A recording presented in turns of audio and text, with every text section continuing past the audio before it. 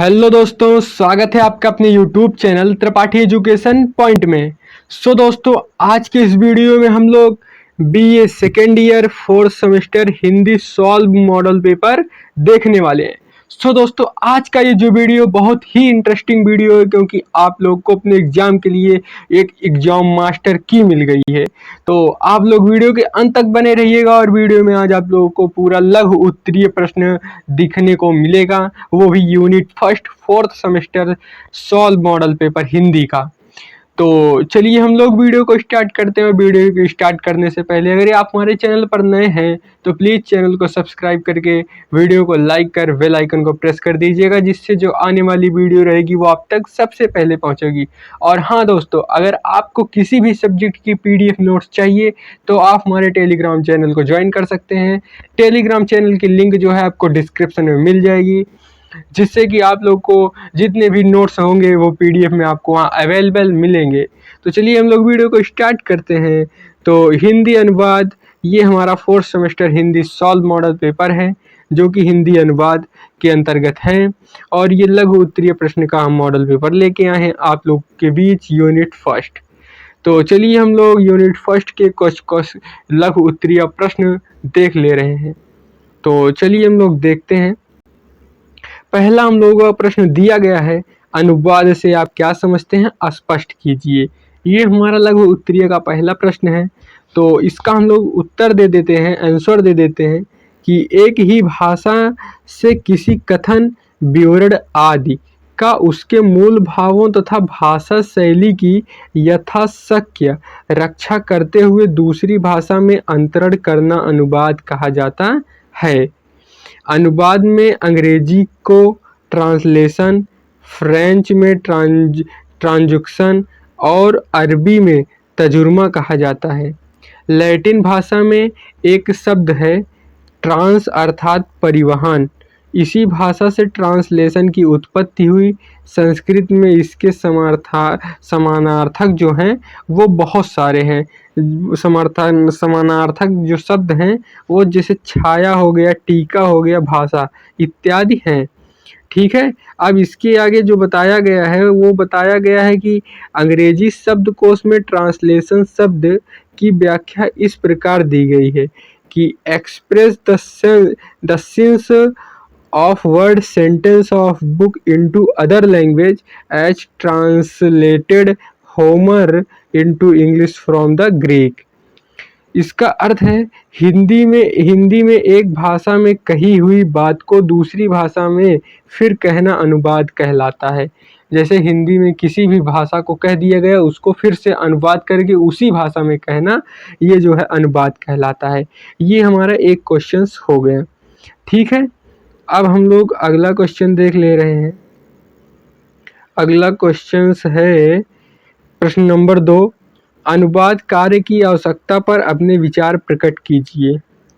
अनुवाद कार्य की जहां आवश्यकता है अपने वहां आपको जहां लग रहा हो उसका विचार प्रकट कीजिए।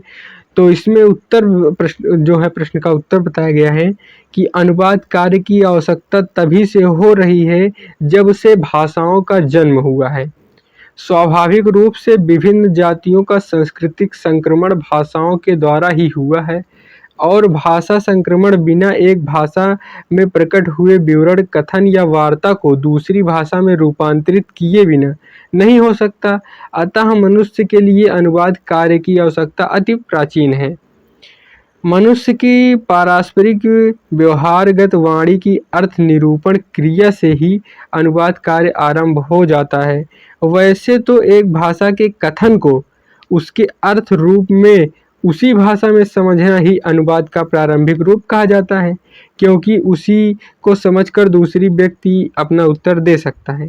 ठीक है, आप लोग ये कह सकते हैं। बाकी स्क्रीनशॉट ले लीजिएगा। अगर आपको प्रॉब्लम हो रही है तो PDF हम आप अपने टेलीग्राम चैनल पर डाल देंगे। आप टेलीग्राम चैनल पर ज्वाइन हो जाइए, डिस्क्रिप्शन में लिंक मिल जाएगी। तो ठीक है। अब आगे इसमें दिया गया एक वर्तमान काल तक मानव जो है जीवन की यात्रा ही अनुवाद के सहारे हुई है, और संसार हमें एक सूत्र में बंधा दिखाई देता है। समस्त विधाएं तथा ज्ञान अनुवाद क्रिया ने ही मनुष्य मात्र के लिए सुलभ किया है। सभी मानवीय व्यवहार और कार्य, चाहे वह मुख से की गई बात के रूप में प्रकाशित हो तो, या साहित्य या अन्य किसी भी प्रकार के कार्य संचालन हेतु लिखे गए रूप में, दूसरी भाषाओं उसके अनुवाद की अपेक्षा ज्ञान वृद्धि तथा कार्य संचालन के लिए रहती है। अतः इसकी आवश्यकता मनुष्य के व्यवहारिक जीवन के लिए बहुत ही महत्वपूर्ण शैली है। ठीक है, ये हमारा अनुवाद की आवश्यकता में बताया गया है। अब अगला क्वेश्चन बताया गया है। अगले क्वेश्चन में बताया गया है क्या कि क्वेश्चन पहले देख लीजिए, उसके बाद हम लोग आंसर देखते हैं ना। तो अब क्वेश्चन में दिया कि अनुवाद क्रिया की प्राविधिक मूल तत्व क्या है। तो इसका जो आंसर होगा हम लोग देख ले रहे हैं कि उत्तर दिया गया कि मूल भाषा तथा रचनाकार जितना अपने रचना कार्य में स्वतंत्र होता है, उतना ही उसका अनुवादक परतंत्र होता है। अतः अनुवाद क्रिया के इसी मूल तत्व में से उसके प्राविधिक तथ्य सन्निहित हैं। स्रोत भाषा का रचित रूप उसी रचना शैली के मानचित्र में शब्दों और वाक्य रचना की विशिष्टता को प्रकट करता है। उसके बाद का अनुवाद जो है, हालांकि किसी प्राविधिक औपचारिकता का मोहताज नहीं है, फिर भी सामान्य रूप से अनुवादक यह समझता है कि उसे अनुवाद सामग्री का स्रोत भाषा के लक्ष्य भाषा से सावधानीपूर्वक पूर्ण प्रस्तुत करना है। जिस कुशलता से वह इस कार्य को करता है, उसके प्रक्रियात्मक रूप से प्राथमिकता दोनों भाषाओं की वाक्य, पदबंध, रचना शैली, ध्वनि, अर्थ, शब्द रूप, शब्द गठन, विन्यास, अलंकार, छंद, लौकिक इत्यादि भाषाएं हैं, यह आवश्यक हैं।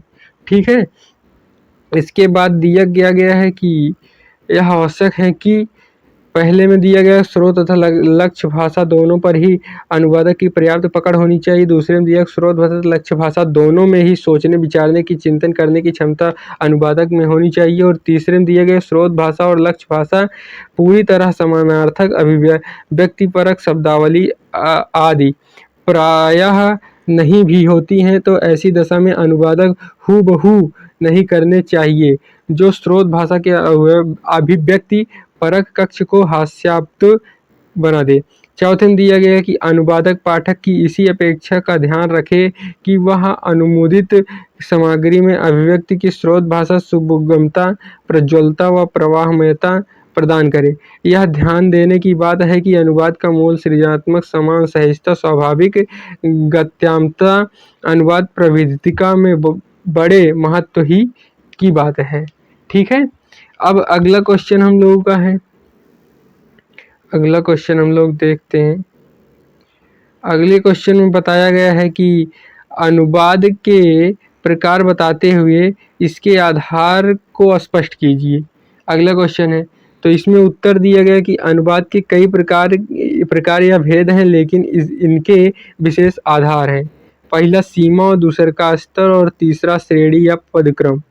पहले सीमा में बताया गया है, इस आधार पर अनुवाद के निम्नलिखित भेद किए जा सकते हैं, जैसे कि पूर्ण अनुवाद, आंशिक अनुवाद। पूर्ण अनुवाद में देख लीजिए, स्रोत भाषा के पाठ को पूरे रूप से अनुवाद करना पूर्ण अनुवाद कहा जाता है। इसके बाद आंशिक अनुवाद में दिया गया है कि आंशिक अनुवाद स्रोत भाषा के पूर्ण पाठ में से कुछ तो तारतम्य भंग करते हुए त्यागना जहाँ उचित मालूम हो उसे आंशिक अनुवाद कहा जाता है, परंतु स्थानिक विशेषता की अभिव्यक्ति करने वाले पाठों को फिर भी छोड़ देना, भले ही उन्हें छोड़ देने पर तारतम्य बना ही रहे, उचित माना जाता है। दूसरा स्तर है। स्तरीय दृष्टि से अनुवाद के दो भेद हैं। पहला समग्रता में अनुवाद, इसको देख लेते हैं। स्रोत भाषा के पाठ का हर स्तर का, जैसे भाषा के व्याकरण, शैली, शब्दावली आदि, इन्हीं स्तरों पर अनुवाद करना अभीष्ट है। खा में बताया गया निर्वध्य अनुवाद, स्रोत भाषा के पाठ उसके समानार्थक स्तर पर अनुवाद करना निर्वध्य अनुवाद कहा जाता है। इसमें स्वर विज्ञान, लिपि विज्ञान, व्याकरण और शब्द विज्ञान का आधार अपेक्षित है। इसके साथ साथ तीसरा बताया गया है तीसरा बताया गया कि श्रेणी या पदक्रम, इसे क्रमबद्ध अनुवाद भी कहते हैं। इस प्रकार के अनुवाद का स्वरूप व्याकरणीय या स्वर वैज्ञानिक पादिक्रम क्रमागत आधार पर स्थापित किया जाता है। इसके भेद हैं मुक्त अनुवाद, शब्दानुवाद, शब्दशः अनुवाद इत्यादि। ठीक है, अब इसके साथ साथ हम लोगों का जो है अगला क्वेश्चन हो जाएगा। अगला क्वेश्चन 5वां क्वेश्चन देख लीजिएगा। इसमें अनुवाद में मौलिक सृजनात्मकता के तत्व होते हैं, इसका क्या अर्थ है? उत्तर में बताया गया कि अनुवाद कला मनुष्य की संप्रेषण आवश्यकताओं के साथ जन्मी और पली बड़ी है। इस कारण इसमें पुनरावृत्ति तत्व होता है। पुनरावृत्ति जो है जिसके द्वारा की जाती है उसमें उसके अपने सृजनात्मक व्यक्तित्व की छाया न हो, ऐसा संभव नहीं होता है। अतः अनुवाद में भी मौलिक सृजनात्मक तत्व होते हैं। ठीक है, इसके साथ हम लोग अगला क्वेश्चन देख लेंगे। चलो अगला क्वेश्चन हम बाद में देख लेंगे, कोई दिक्कत नहीं है, माहौल बदल रहा है।